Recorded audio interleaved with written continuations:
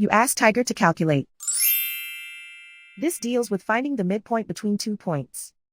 The midpoint between the 2 points is -83, -0.5. Let's solve it step by step.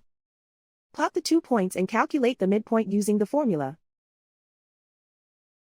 The coordinates of point 1 are, x1 equals -83, y1 equals -34. The coordinates of point 2 are, x2 equals -83, y2 equals 33. PM represents the midpoint of the 2 points.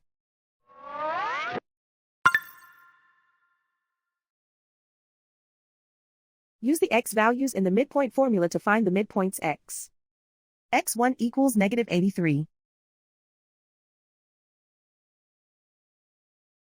x2 equals -83. Simplify the arithmetic.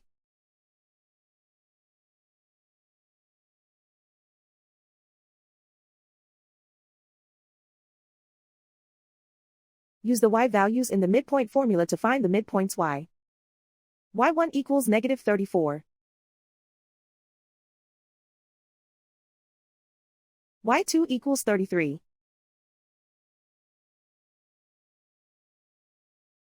Simplify the arithmetic.